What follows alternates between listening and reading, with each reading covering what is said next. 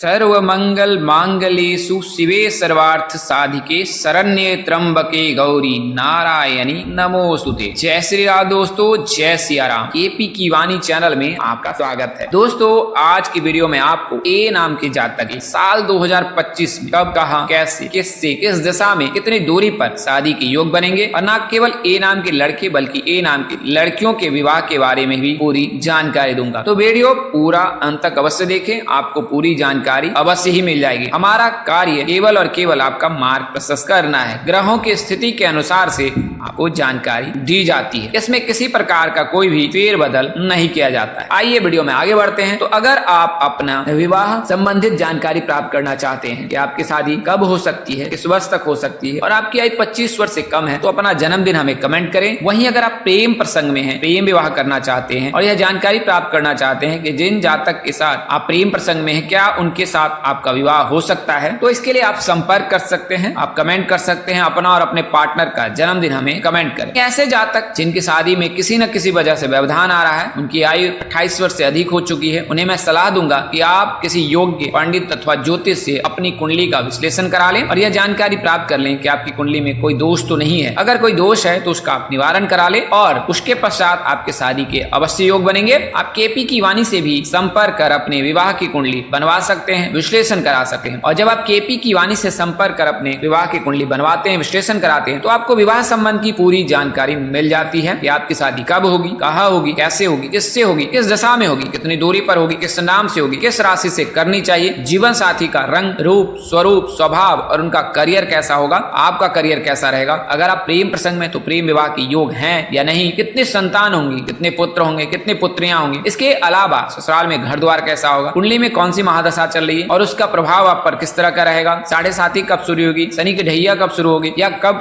शनि की ढैया या 7.5 से आपको मुक्ति मिलेगी। तो ये सभी जानकारी आप प्राप्त कर सकते हैं। आइए उसके बारे में विस्तार से जानते हैं। तो आपको बता दें कि केपी की वाणी के लिए संपर्क करने हेतु जो नंबर है वो 8521835670 है। जी हाँ, 8521835670। तो इस नंबर पर आप संपर्क कर सकते हैं और न केवल विवाह की बल्कि जन्म कुंडली बनवा सकते हैं, कुंडली मिलान करा सकते हैं, दूसरे विवाह की हेतु जो जानकारी प्राप्त कर सकते हैं, करियर कारोबार की जानकारी प्राप्त कर सकते हैं, सरकारी नौकरी की जानकारी आप प्राप्त कर सकते हैं। आइए वीडियो में आगे बढ़ते हैं। तो सबसे पहले मैं आपको मेष राशि यानी ए नाम के जातक की प्राथमिक जानकारी दे। तो मेष राशि के जो भी जातक होते हैं उनका नाम अक्सर ए से होता है, एल से होता है, ई से। हालांकि एल से जातकों का नाम होता है और ए से होता है, ई से बहुत कम नाम होते हैं। तो ए नाम के जो भी जातक हैं उनकी राशि मेष होती है। इनके राशि स्वामी मंगल देव है, आराध्य हनुमान जी हैं। भाग्यशाली आपके लिए रंग जो है वो लाल है। भाग्यशाली अंक 1 और 8 है। बात करें अनुकूल दिशा की तो आपके लिए पूर्व दिशा शुभ है। अगर शुभ रत्न की बात करें तो मूंगा है। अगर शुभ धातु की बात करें तो तांबा सोना है। अगर आप मूंगा धारण करना चाहते हैं, चाहती हैं तो कर सकते हैं। पुखराज भी धारण कर सकते हैं, मानिक की भी धारण कर सकते हैं। अगर शुभ दिन की बात करें तो मंगलवार, गुरुवार और रविवार। अगर बात करें राशि स्वभाव की तो चर है। और वहीं अगर बात करें राशि तत्व की तो अग्नि है, राशि प्रकृति पित्त है। अग्नि तत्व के होने के चलते ही मेष राशि के जातक जल्द क्रोधित हो जाते हैं और उनमें थोड़ा चिड़चिड़ापन स्वभाव भी होता है, अट्रैक्शन भी अधिक होता है। वो लोगों को अपनी ओर आकर्षित करने में कोशिश करते हैं और इस प्रक्रिया में अगर वो सफल नहीं होते तो उनके स्वभाव में बदलाव देखने को मिलता है। तो मेष राशि के जातक के बारे में जो प्राथमिक जानकारी दी है, इसके अलावा अगर स्वभाव की बात करें तो वो नक्षत्र से गणना की जाती है। 27 नक्षत्र है, 27 नक्षत्रों के सभी 4 चरण होते हैं, उसके अनुसार से व्यक्ति विशेष की गणना की जाती है। तो चूंकि समय कम लेंगे, इसके लिए मैं आपको केवल और केवल मेष राशि के जातकों के विवाह की जानकारी दूंगा, यानी ए नाम के जातकों विवाह की जानकारी दूंगा कि आपकी शादी साल 2025 में कब, कहां, कैसे, किससे, किस दिशा में, कितनी दूरी पर, किस नाम से हो सकती है, उसकी जानकारी आपको देता हूं। उससे पहले मैं आपको बता दूं कि अगर आप ए नाम के जातक हैं, मेष राशि के जातक हैं, तो साल 2025 से ही आप पर 7.5 शुरू होने वाली है। 29 मार्च को जो है शनिदेव राशि परिवर्तन कर रहे हैं और शनि जो है वो कुंभ राशि से निकलकर मीन राशि में प्रवेश करेंगे और जब मीन राशि में प्रवेश करेंगे तो आप पर 7.5 शुरू हो जाए। तो मार्च महीने के बाद आपको सावधान रहने की जरूरत है। अपने जीवन को लेकर, करियर को लेकर, कारोबार को लेकर, विवाह को लेकर, वैवाहिक जीवन को लेकर, परिवार में परिवार को लेकर, बंधु बांधव को लेकर, सभी चीजों को लेकर आपको सतर्क रहना है। अगर आप इसमें लापरवाही बरतते हैं तो आपको खामियाजा भी भुगतना पड़ सकता है। तो इसलिए मैं आपको यह सलाह दूंगा कि वर्तमान समय से ही आप हनुमान चालीसा का पाठ करें। प्रातः काल और संध्या काल में आप 2 बार कम से कम हनुमान चालीसा का पाठ अवश्य करें। भगवान शिव को जो है जलाभिषेक अवश्य करें। जलाभिषेक गंगा जल मिल जाए तो उत्तम है, सामान्य जल से भी आप उनका अभिषेक कर सकते हैं। अगर कच्चे दूध से करते हैं तो और भी उत्तम है। तो ये आप आपकी सुविधा पर है कि आप किस प्रकार से और किस परिस्थिति में जो है उनका अभिषेक करते हैं, लेकिन सोमवार और शनिवार के दिन उनका अभिषेक अवश्य ही करें। जब आप भगवान शिव की पूजा करते हैं तो शनिदेव भी प्रसन्न होते हैं, और जब शनिदेव प्रसन्न होते हैं तो फिर शनि की जो 7.5 उसका प्रभाव कम हो जाएगा, समाप्त हो जाएगा। अगर आप मेष राशि के जातक हैं तो 29 मार्च पर जो है आप पर 7.5 शुरू होने वाली है। तो मेष राशि के जातकों के लिए जो प्राथमिक जानकारी मैंने आपको दी है, और विवाह की गणना करें तो वर्तमान समय से लेकर जो है मई 15 तक अगर मेष राशि के जातक है तो उनकी आर्थिक स्थिति अच्छी रहेगी, क्योंकि गुरु जो है आपके धन भाव में बैठा हुआ है, तो इसके चलते आपको लाभ प्राप्त होगा। लेकिन आने वाले समय में जब गुरु राशि परिवर्तन कर जाएंगे तो फिर वहां से स्थिति बदल सकती है। अगर बात करें विवाह के लिए तो 29 मार्च के पश्चात अगर आप मेष राशि की लड़कियां हैं तो 29 मार्च के पश्चात जो है विवाह के योग बन सकते हैं। हालांकि अगर कुंडली में किसी प्रकार का कोई दोष लगा है तो फिर उसमें जो है सुधार की आवश्यकता है, यानी कि उसका निवारण आप अवश्य करा। तो